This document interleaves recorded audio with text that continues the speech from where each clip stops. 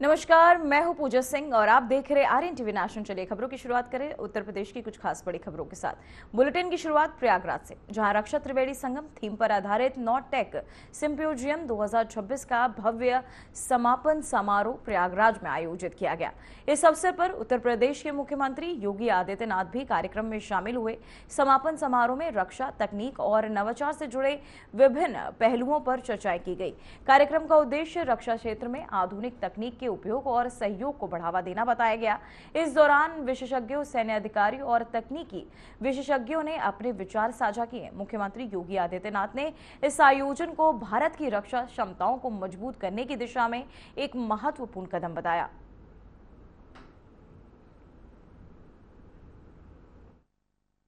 नॉर्टेक symposium 2026 के आज के इस समारोह में यहां पर जिनका भी संबोधन के रूप में मार्गदर्शन आप सबको प्राप्त हुआ है, लेफ्टिनेंट जनरल अनित्य सेन गुप्ता जी,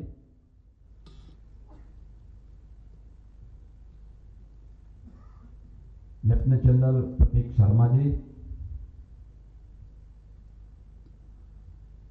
उत्तर प्रदेश सरकार में मंत्रिमंडल के मेरे सहयोगी Shri Nand Gopal Gupta Nandi ji, lieutenant general B Hariharan जी,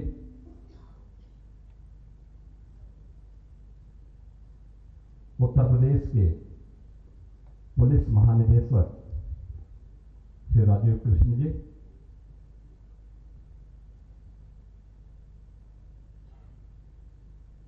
SIDM के वाइस प्रेसिडेंट श्री नीरज गुप्ता जी,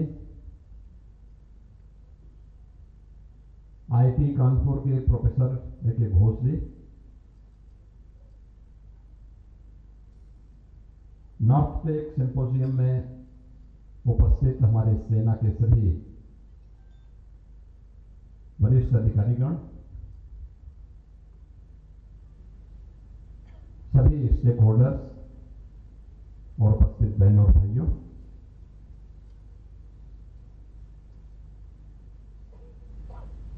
मुझे प्रसन्नता है कि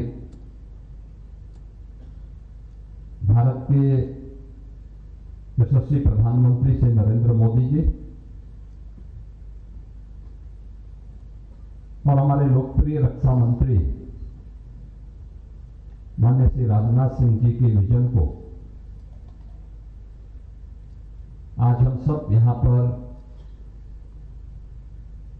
नॉर्टेक सिंपोजियम के माध्यम से रक्षा त्रिवेणी संगम के रूप में इस त्रिवेणी की पावन धरा में साकार होते हुए देख रहे हैं। मैं इस अवसर पर सबसे पहले इस पावन धरा को, जिसके बारे में देश और दुनिया उसी पवित्र भाव के साथ देखती है कि त्रिवेणी माधवम सोमम भारद्वाजम च वासुकिम वंदे अक्षयवटम शेषम प्रयागम तीर्थ नायकम, यानी मैं त्रिवेणी जो हमारा संगम है प्रयागराज का, मां गंगा, मां यमुना और मां सरस्वती, इस त्रिवेणी को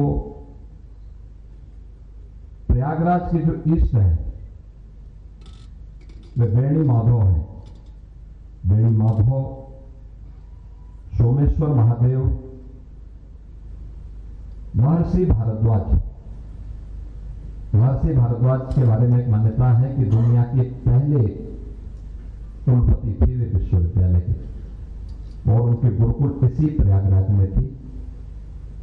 हमारी सरकार को इस सौभाग्य प्राप्त हुआ है कि 2019 के प्रयागराज कुंभ के अवसर पर हम लोगों ने महर्षि भारद्वाज के उस आश्रम को यहां पर पुनर्स्थापित करने की दिशा में कुछ प्रयास किए हैं। नागराज वासुकी देवासुर संग्राम में यही नागराज वासुकी थे, उन्होंने सकारात्मक यानी दैवीय शक्तियों की विजय में अपना योगदान दिया था। पवित्र अक्षयवट, शेषनाग और तीर्थों के राजा प्रयागराज, इन सबको मैं प्रणाम करता हूं। इस ऐतिहासिक आयोजन के लिए मैं आर्मी के अपने सेंट्रल कमांड और नॉर्थ कमांड को हृदय से बधाई देते हुए उनके प्रति उत्तर प्रदेश सरकार की ओर से हृदय से धन्यवाद भी ज्ञापित करता हूं। प्रयागराज की पावन धरा प्राचीन काल से ही हम सब के लिए ज्ञान की, आध्यात्मिक विरासत की और न्याय की पावन त्रिवेणी के रूप में भी विख्यात रही है। मुझे प्रसन्नता है कि आज नॉर्थ टेक सिंपोजियम के माध्यम से हम सब इस त्रिवेणी को टेक्नोलॉजी, नॉलेज एंड इनोवेशन के संगम के रूप में भी प्रस्तुत कर रहे हैं।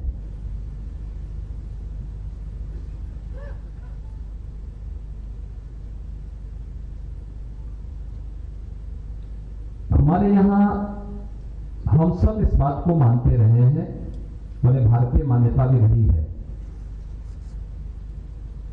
और हमारी भारतीय संस्कृति ने सदैव इस बात को अंगीकार भी किया कि अयम निज पुरोवेति गणनालव चेतसाम उदार चरितानाम वसुधैव। तो वहीं उत्तर प्रदेश में स्मार्ट प्रीपेड मीटर को लेकर सरकार ने बड़ा बदलाव किया है। ऊर्जा मंत्री ए.के. शर्मा ने घोषणा की है कि अब स्मार्ट मीटर प्रीपेड की बजाय पोस्टपेड मॉडल की तरह काम करेंगे, यानी उपभोक्ता पहले बिजली इस्तेमाल करेंगे और बाद में बिल का भुगतान करेंगे। पहले प्रीपेड सिस्टम में बार बार रिचार्ज करना पड़ता था और बैलेंस खत्म होने पर बिजली कट जाती थी, जिससे लोगों को परेशानियां हो रही थी। लगातार शिकायतों और विरोध के बाद सरकार ने यह फैसला लिया है। इस बदलाव से आम उपभोक्ताओं को राहत मिलने की उम्मीद है। खासकर चुनाव से पहले इसे बड़ा कदम माना जा रहा है।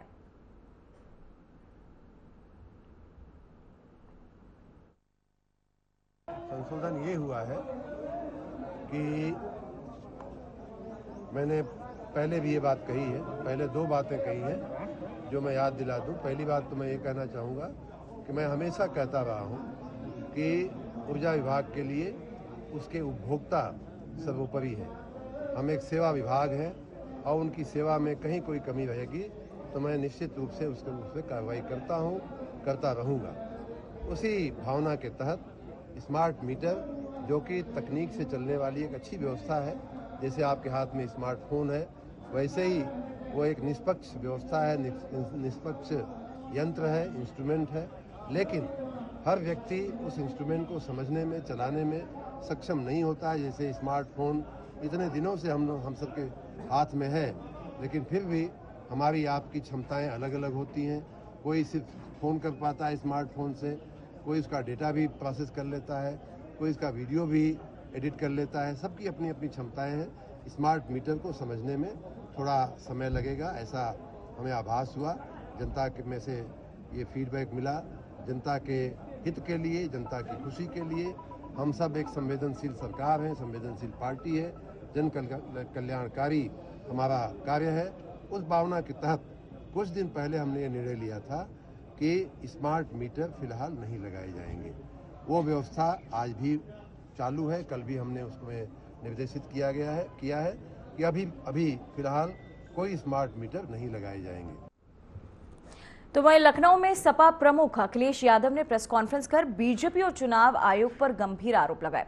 उन्होंने कहा कि बीजेपी मल्टीलेयर नेटवर्क के जरिए चुनावों को प्रभावित करती है, जिसमें मीडिया और अधिकारी भी शामिल है। अखिलेश यादव ने, आपको बता दें, अखिलेश ने दावा किया था कि सपा के वोट लूटे गए और कार्यकर्ताओं को बूथ से हटाया गया। आपको बता दें, उन्होंने चुनाव आयोग को निष्क्रिय बताते हुए कहा कि कई सबूत देने के बावजूद कोई कार्यवाही तक नहीं की गई। बंगाल हिंसा को गलत बताते बताते हुए उन्होंने कहा कि लोकतंत्र को कमजोर किया जा रहा है। साथ ही इंडिया गठबंधन जारी रहने की बात भी दोहराई।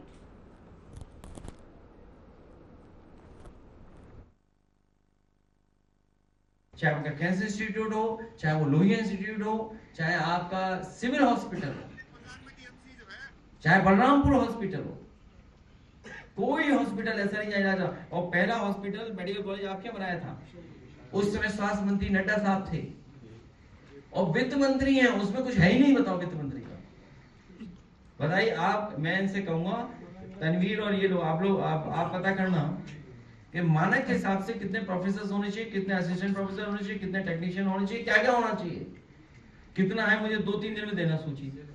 काहे की वित्त मंत्री हो, सोचिए आप। मेडिकल और हेल्थ सर्विसेज जीरो कर दी इन्होंने।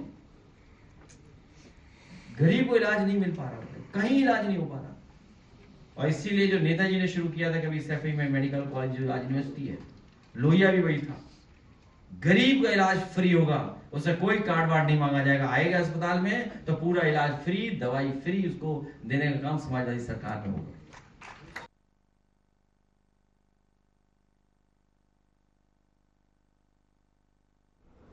तो वहीं वाराणसी के सेवापुरी क्षेत्र में 3 परिवारों के 11 लोगों ने एक कार्यक्रम में इस्लाम धर्म छोड़कर सनातन धर्म अपना लिया। धर्म जागरण मंच द्वारा आयोजित इस कार्यक्रम में वैदिक रीति से हवन यज्ञ किया गया। सभी लोगों ने तिलक और कलावा बांधकर सनातन धर्म स्वीकार किया है। उन्होंने बताया कि उनके पूर्वजों ने 4 पीढ़ी पहले धर्म बदला था, लेकिन वे खुद को भगवान नटराज शिव का भक्त मानते और अब उसी आस्था के साथ सनातन धर्म में वापस लौट रहे हैं।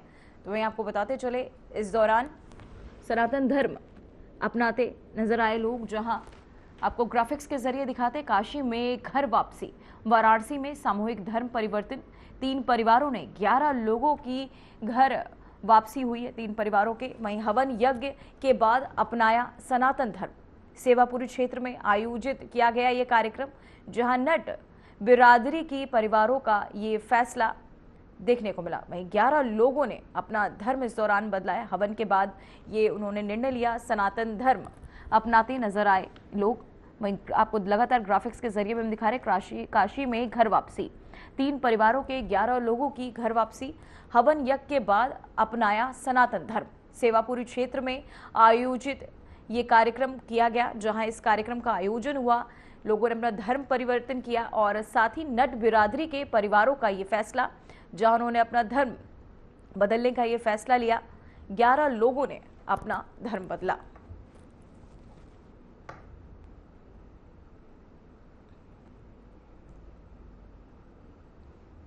तो वहीं रायबरेली में नवागुंतक जिलाधिकारी सरनीत कौर और ब्रोका ने प्रशासनिक स्तर पर बड़ा फेरबदल करते हुए 4 एसडीएम के कार्यक्षेत्र बदल दिए हैं। महाराजगंज के एसडीएम गौतम सिंह को सदर तहसील की जिम्मेदारी दी गई।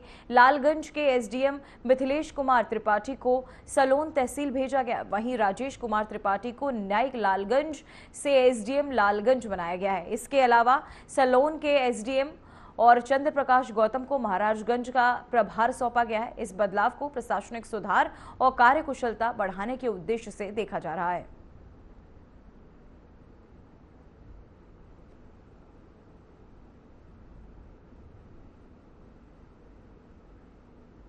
तो वहीं लखीमपुर खीरी के सलेमपुर कोन इलाके में एक नन्ही बच्ची मानवी सिंह की पहल ने बड़ा बदलाव ला दिया।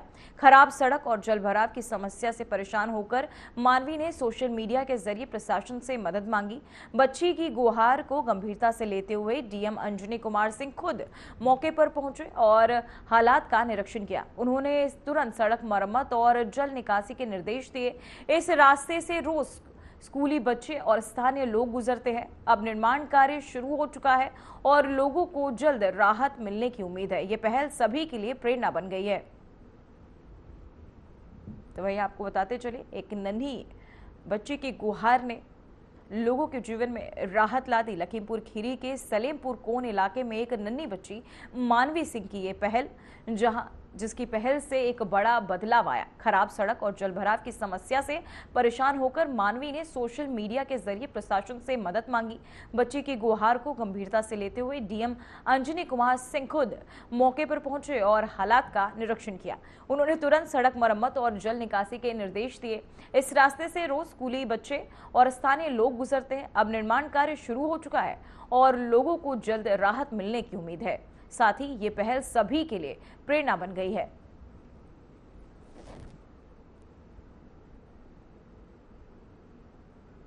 हेलो डीएम अंकल, आप बहुत अच्छे हैं। हमारी भी सड़क बनवा दीजिए, आने जाने में दिक्कत होती है। हेलो डीएम अंकल, आप बहुत अच्छे हैं। हमारी भी सड़क बनवा दीजिए, आने जाने में दिक्कत होती है। अगर सुबह बच्ची ने का वीडियो आया, बच्ची ने वीडियो बनाया होगा, तो अभी मैं गया था तो वहाँ पानी नहीं पाया गया।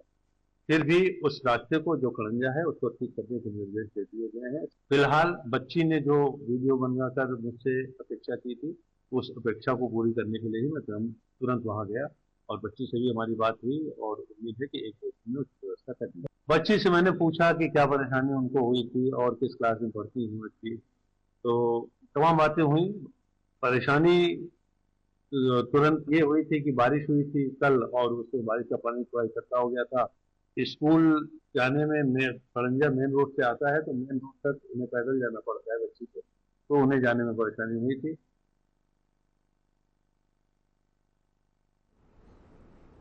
तो वहीं हापुड़ में जिला अस्पताल में सीएमओ और सीएमएस के बीच विवाद फिर बढ़ गया है। सीएमओ डॉक्टर वेद प्रकाश अग्रवाल और सीएमएस डॉक्टर हेमलता एक दूसरे पर गंभीर आरोप लगा रहे, जिससे अस्पताल का माहौल तनावपूर्ण हो गया। इस विवाद का असर मरीजों पर भी पड़ा और एक रेप पीड़िता को इलाज के लिए घंटों इंतजार करना पड़ा। बताया जा रहा है कि महिला डॉक्टर छवि बिना सूचना छुट्टी पर चली गई थी और जिस पर सीएमएस ने नोटिस जारी कर दिया है। मामला डीएम तक पहुंचने के बाद निरीक्षण हुआ और लापरवाही पर सख्त कार्यवाही के निर्देश दिए गए हैं।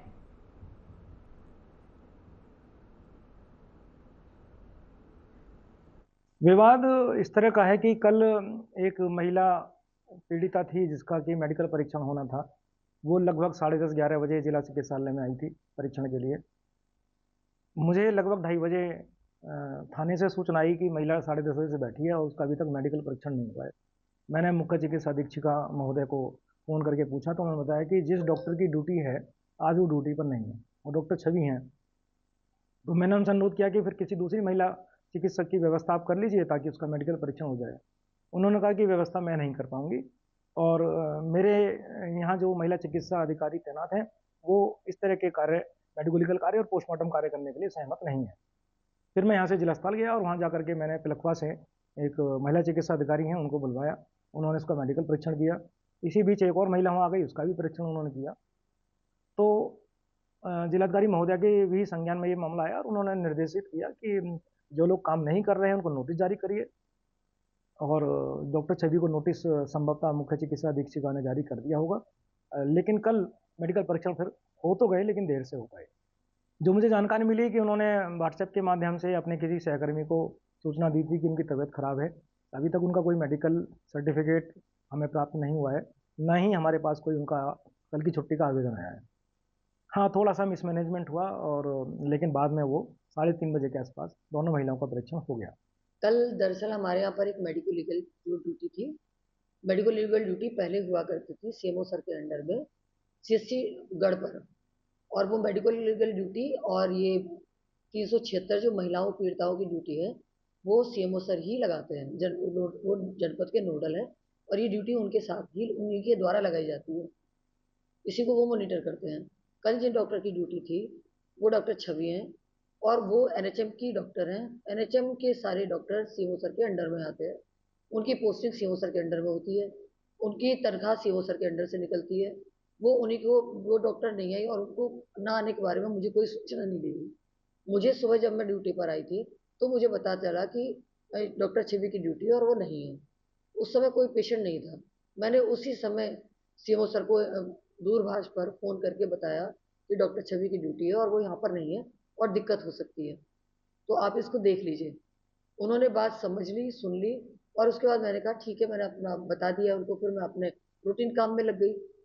कुछ समय बाद देखा कि सीएमओ सर यहाँ आ गए हैं और वो वहाँ पर देख रहे हैं सबको, मेडिको लीगल में डॉक्टर नहीं आई है फिर बुला रहे हैं, जबकि ये डॉक्टर भी उन्हीं के अंडर की है, ये ड्यूटी भी उन्हीं के स्तर पर लगाई जाती है, इनकी तनख्वाह भी उन्हीं के स्तर पर निकलती है, इसमें मेरा कोई रोल ही नहीं है।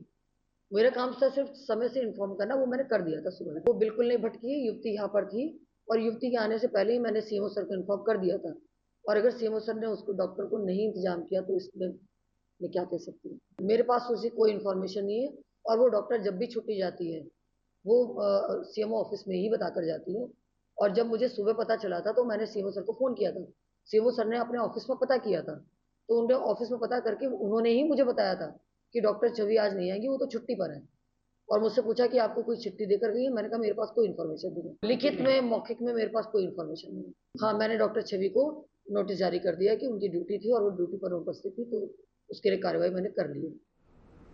तो वहीं लखीमपुर खीरी में एंटी करप्शन टीम ने बड़ी कार्यवाही करते हुए नॉर्थ खीरी वन प्रभाग कार्यालय में तैनात कनिष्ठ लिपिक विक्रांत नेगी को रिश्वत लेते हुए गिरफ्तार किया। आरोपी 12,000 रुपए की रिश्वत ले रहा था, तभी टीम ने मौके पर पहुंचकर उसे रंगे हाथों पकड़ लिया। ये कार्यवाही बुधवार सुबह की गई। गिरफ्तारी की खबर मिलते ही विभाग में हड़कंप मच गया है और साथ ही आपको बता दें आरोपी से पूछताछ जारी और मामले की जांच की जा रही है। इस कार्यवाही को भ्रष्टाचार के खिलाफ सख्त कदम माना जा रहा है।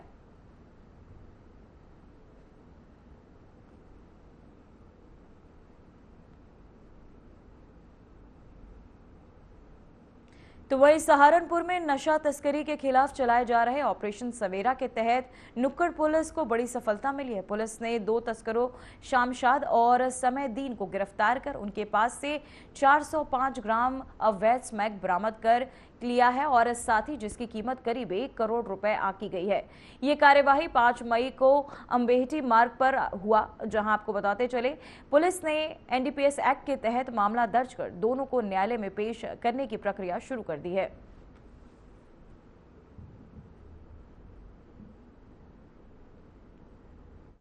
श्रीमान पुलिस उप महानिरीक्षक सहारनपुर परिक्षेत्र सहारनपुर तथा वरिष्ठ पुलिस अधीक्षक सहारनपुर महोदय द्वारा नशा तस्करों के विरुद्ध चलाए जा रहे अभियान ऑपरेशन सवेरा 2.0 के अंतर्गत नकुड़ पुलिस को एक महत्वपूर्ण सफलता प्राप्त हुई, जब दिनांक 5/5/26 को 4:30 के करीब गंगो बाईपास से अम्बेठी रोड पर करीब 400 मीटर पर एक बाग से 2 शातिर नशा तस्करों शमशाद पुत्र मंजूरा तथा समयदीन पुत्र मंजूरा निवासीगण ग्राम नवाजपुर थाना नकुड़ को क्रमशः 402 ग्राम स्मैक तथा 102 ग्राम स्मैक के साथ गिरफ्तार किया गया। शमशाद पुत्र मंजूरा थाना नकुड़ के पूर्व से ही मुकदमा अपराध संख्या 76/26 में वांछित चल रहा है तथा इसके विरुद्ध करीब 9 अभियोग एनडीपीएस एक्ट के पंजीकृत हैं। समयदीन के विरुद्ध भी करीब 3 अभियोग एनडीपीएस एक्ट के पंजीकृत हैं। बरामदा स्मैक की अंतर्राष्ट्रीय बाजार में कीमत करीब 1 करोड़ रुपए है। अभियुक्तगण के विरुद्ध अभियोग पंजीकृत करके आवश्यक वैधानिक कार्यवाही की जा रही है।